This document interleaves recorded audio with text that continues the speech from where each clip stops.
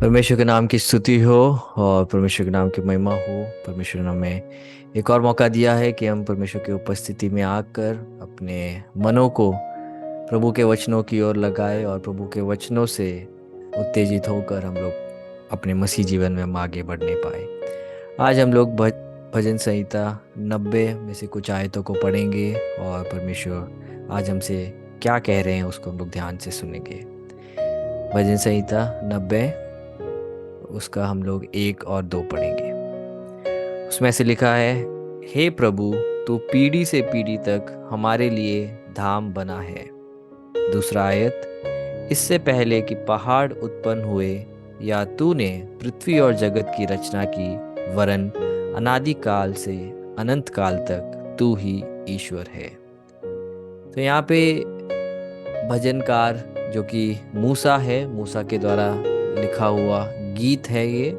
और मूसा यहाँ पे परमेश्वर के विषय में शुरुआत में कुछ बातों को कह रहा है जो हमें ध्यान से हमें सुनकर हमें समझने की ज़रूरत है। तो मूसा यहाँ पे परमेश्वर के बारे में बोल रहा है कि हे प्रभु, तू पीढ़ी से पीढ़ी तक हमारे लिए धाम बना है। तो आज जब हम इन आयतों को पढ़ते हैं, हमें उसका अर्थ हमें समझ नहीं आता है। उसका गहराई, किस गहराई में मूसा यहाँ पे कह रहा है, हम नहीं समझ सकते। इसलिए हम लोग को परमेश्वर का वचन हमेशा संदर्भ में पढ़ने की ज़रूरत है। और जब हम लोग संदर्भ में परमेश्वर के वचन को समझते हैं, तब हम उसके अंदर परमेश्वर का आत्मा हर एक व्यक्ति के लिए जो संदेश रखा है उसको हम लोग समझ सकते हैं। तो मूसा जब ये गीत को लिख रहा है, आपको समझना है कि इज़राइली लोग 400 से ज़्यादा साल, 430 साल तक मिस्र देश में वो गुलाम के रूप में रहे। और फिर परमेश्वर ने अपने दास मूसा को भेजकर अपनी महिमा वहाँ पे दिखाई और अपने लोगों को परमेश्वर वहाँ से बंधुआई से उन्हें बाहर लेके आता है और परमेश्वर के द्वारा वाचा किए हुए स्थान की ओर वो जाते हैं। परंतु मेरे प्रियो, परमेश्वर की योजना नहीं थी कि परमेश्वर के लोग 40 साल तक उस देश में पहुंचे बिना वो मरुस्थल में ही चक्कर काटते रहे। परंतु परमेश्वर के लोगों के पाप के कारण, परमेश्वर के लोगों के आत्मिक अहंकार के कारण, परमेश्वर के लोगों के परमेश्वर के विपरीत बलवा करने के कारण हम लोग क्या देखते हैं कि परमेश्वर खुद एक निर्णय लेते हैं, खुद एक एक वाचा अपने आप से बांधते हैं कि वो मेरे वाचा किए हुए उस देश में वो प्रवेश नहीं करेंगे। इसलिए हम लोग देखते हैं कि उस पीढ़ी में से जो लोग मिस्र देश से निकले थे, उनमें से सब के सब उसी मरुस्थल में मर मिट जाते हैं। परंतु सिर्फ 2 ही लोग, योशुआ और कालेब, वो ही वहाँ पे जा पाते हैं। तो मूसा उस भटकने वाले उस 40 साल के उस समय पे वो परमेश्वर के प्रति एक गाना लिख रहा है। तो वो बोल रहा है कि हे प्रभु, तू पीढ़ी से पीढ़ी तक हमारे लिए एक धाम बना है। क्योंकि परमेश्वर के लोग जब गुलामी में मिस्र देश में थे, उनके पास घर थे, वो कच्चे घर थे, वो गुलामी के घर थे। वो उस गरीबी को दिखाते हैं जिसमें वो लोग पड़े हुए थे। परंतु जब वो वहां से निकले, परमेश्वर ने वायदा किया कि मैं तुम्हें एक स्थान में लेके जाऊंगा जहाँ पे बहुताई की है, और वो वहां की ओर निकले। और अब जब वो मरुस्थल में है, तब भी वो तंबुओं में रह रहे हैं। वो अभी तक वाचा के देश की ओर पहुंचे नहीं है। उनके पास एक पक्का एक मकान नहीं है, घर नहीं है उनके पास। और मूसा बोल रहा है कि हे परमेश्वर, तू है हमारा घर। हालेलुया। कि परमेश्वर, हम लोग मरुस्थल से होकर गुजर रहे हैं, तो भी परमेश्वर हमारा जो प्राण है वो आप में वो बसेरा अपना ढूंढता है। और जब हम लोग इस आयतों को जब हम सुनते हैं, तो हमें तुरंत हमें ये बात, हमें उसकी गहराई हमें समझ आती है कि धाम एक एक स्थान, एक परमानेंट एक स्थान जहाँ पे हम रह सकते हैं। तो परमेश्वर इन इज़राइलियों के लिए एक ऐसा ही एक धाम है जहाँ पे वो अपने आत्मा को शांति प्राप्त करने के लिए परमेश्वर में बस सकते हैं। परंतु परमेश्वर के लोगों के पाप के कारण हम देखते हैं कि 40 साल तक वो वहाँ भटकते रहते हैं। तो मूसा इस बात को याद रखते हुए उनमें बता रहा है, पीढ़ी से पीढ़ी तक हमारे लिए धाम बना है। आज मेरे प्रियो, क्या आप भी बोल सकते हैं कि हे प्रभु, मेरे लिए, मेरे परिवार के लिए आप एक धाम है, आप एक एक पक्का एक भवन है जहाँ पे मैं आकर मैं बस सकता हूँ। इस संसार के कठिनाइयों के बीच में भी, इस संसार के परेशानियों के बीच में भी एक ऐसा एक स्थान जहाँ पे मुझे ये परेशानी और ये कठिनाई मुझे मुझे निगल नहीं सकता, वो है परमेश्वर की उपस्थिति। हालेलुया। कि परमेश्वर की उपस्थिति वो जगह है जहाँ पे शत्रु हमें छू नहीं सकता है, क्योंकि वो क्या है, परमेश्वर अपने विश्वास करने वालों के लिए एक चट्टान है। वो परमेश्वर अपने विश्वास करने वालों के लिए एक एक ऊंचा एक स्थान है, बाइबल हमें बताता है।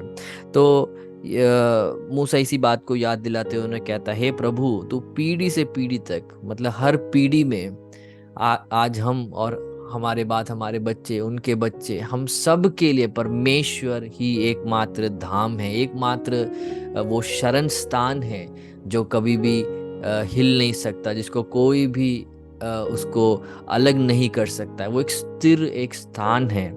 और आज हमारी आत्माएं भी आज परमेश्वर में ही अपनी शांति को प्राप्त करने पाए। इससे पहले कि पहाड़ उत्पन्न हुए या तूने पृथ्वी और जगत की रचना की, वरन अनादिकाल से अनादिकाल तक तू ही ईश्वर है। मेरे प्रियो, परमेश्वर एकमात्र एक व्यक्ति है जो जिनका अस्तित्व और किसी के अस्तित्व से नहीं जुड़ा हुआ है। हमें इस बात को समझना है। हम सबका अस्तित्व किसी ना किसी से जुड़ा हुआ है। हम सबके यहाँ होने का कारण और कोई है, परंतु परमेश्वर एकमात्र व्यक्ति है जिनके अस्तित्व का कारण कोई भी नहीं है, बट वो खुद संपूर्ण है, उनमें पूर्णता बसती है मेरे प्रियो। इसलिए आज हमें समझना है कि अनादिकाल से अनादिकाल तक सिर्फ परमेश्वर ही खुदा है, और परमेश्वर ही एकमात्र वो व्यक्ति है जो अपने आप में पूर्ण है। हम में से कोई भी अपने आप में पूर्ण नहीं है। हम सबको एक दूसरे की ज़रूरत है, हमें परमेश्वर की ज़रूरत है, परंतु परमेश्वर को आपकी और मेरी ज़रूरत नहीं है। क्यों नहीं है उनको ज़रूरत? क्योंकि वो संपूर्ण है, वो उनमें पूर्णता बसती है, बाइबल बताता है। तो मूसा यहाँ पे कह रहा है, इससे पहले कि पहाड़ उत्पन्न हो, है ना, पहाड़ों के अगर हम समय को देखेंगे कि कब उत्पन्न हुए थे, तो वो बहुत सालों पहले आए थे ये पहाड़, है ना। परंतु मूसा बोल रहा है कि इससे पहले कि पहाड़ उत्पन्न हुए या तूने पृथ्वी और जगत की रचना की, वरन अनादि काल से अनंत काल तक तू ही ईश्वर है।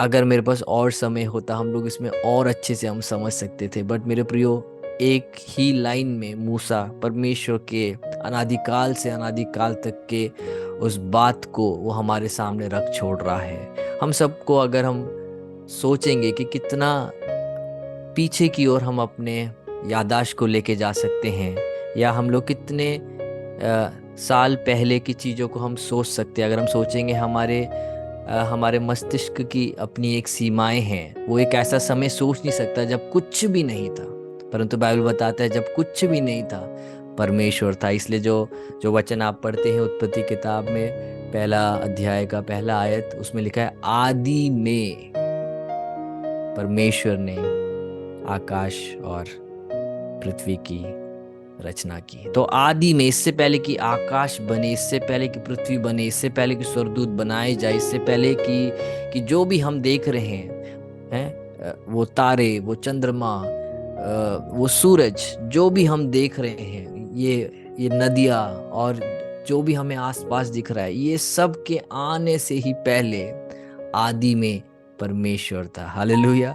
ये आदि में जो ये परमेश्वर था, उन्होंने ही हर एक बात की उत्पत्ति करी। उन्होंने हर चीज की शुरुआत, मेरे प्रियो, परमेश्वर में जैसे थी वैसे ही हमारे जीवन की भी शुरुआत, हमारे हमारे हर एक दिन की शुरुआत हमारी परमेश्वर के साथ होने पाए, हमारे हर एक एक निर्णय की शुरुआत परमेश्वर से होने पाए। आदि में परमेश्वर, जैसा वचन बताता है, वैसे ही हमारे हर एक चीज़ों में शुरुआत में ही परमेश्वर होने पाए। बट बहुत दुख की बात है कि मसीही लोग परमेश्वर के पास हम सबसे आखिरी में जाते हैं। हमने अपने जीवन में ऐसे लोगों को हमने रख छोड़ा है जिनके पास हम परेशानी होती है हम भाग के चले जाते हैं। हमने ऐसे ऐसे चीज़ों को अपने अपने हिसाब से हमने करना सीख लिया है कि हमें लगता है परेशानी के वक्त सबसे शीघ्र तरीके से जो हमें समाधान मिल सकता है वो हमने इंसानों के ऊपर बना दिया है। परंतु मेरे प्रियो, आज मैं आपको परमेश्वर के वचन के द्वारा मैं आपको बताना चाहता हूँ कि हमें वापस आने की ज़रूरत है। और हमें बोलने की ज़रूरत है कि आदि में जैसे परमेश्वर थे वैसे ही मेरे सारे परेशानियों से पहले मैं परमेश्वर को देखूंगा। मैं अपने परेशानी के बीच में मैं परमेश्वर की ओर अपने मुख को लगाऊंगा। मैं अपने दुख और दर्द में मैं परमेश्वर की ओर मैं गुहार सबसे पहले लगाऊंगा। और बाइबल बताता है जितनों ने उसकी ओर देखा वो कभी भी लज्जित नहीं हुए मेरे प्रियो। इसलिए आज हम इस बात को हम समझ ले कि हमारा परमेश्वर वो 2000 साल पहले बना नहीं है, वो 4000 साल पहले बना नहीं है, परंतु बाइबल बताता है वो आदि से था, आज भी है और अनादिकाल तक बना रहेगा। इसलिए हे मेरे प्रिय भाई, ढांढस बांध। हे मेरे प्रिय बहन, डरो मत, क्योंकि हमारे साथ जो है वो अनादिकाल से है। और किसी भी व्यक्ति के आने से उनको कोई भी फर्क नहीं पड़ता है। राजाओं के आने से उनको कोई फर्क नहीं पड़ता है। बड़े बड़े पार्टीज आ जाए उनको कोई उससे प्रॉब्लम नहीं है। बड़े बड़े तानाशाह आ जाए उनकी गद्दी नहीं हटेगी। बाइबल बताता है कि हे परमेश्वर, तेरा सिंहासन तो स्वर्ग में स्थिर है। हम उतने बड़े परमेश्वर की हम आराधना करते हैं। इसलिए आज हम अपने आप को हम नम्र करें और हम लोग फिर से इस आयत को पढ़कर हम इस बात को समझे। इससे पहले पहाड़ उत्पन्न हुए या तूने पृथ्वी और जगत की रचना की, वरन अनादिकाल से अनंत काल तक तू ही ईश्वर है। आओ हम अपने हम आंखों को बंद करें और इस अनादिकाल से अनादिकाल तक जो बदलने नहीं वाला है, जो हमेशा स्थिर रहेगा, उससे हम लोग प्रार्थना करते हैं। पिता परमेश्वर, हम आपके पुत्र यीशु मसीह के नाम पे आपके चरणों में आते हैं। परमेश्वर, आपके वचनों के लिए हम धन्यवाद करते हैं। परमेश्वर, काफ़ी बार हम परमेश्वर अपने विश्वास में हम पीछे हो जाते हैं क्योंकि हम आपके उस महानता को हम समझ नहीं पाते। हम ये भूल जाते हैं कि आप अनादिकाल से थे, आप आज भी आप सामर्थ्य हो, आप शक्तिशाली हो और कोई भी आपके तुल्य नहीं है। और आने वाले कल में भी परमेश्वर आप ही एकमात्र परमेश्वर रहोगे। परमेश्वर, हमने आपको आपके हाथों में सौंप के प्रार्थना करते हैं, यीशु मसीह के नाम पे मांगते हैं, आमीन।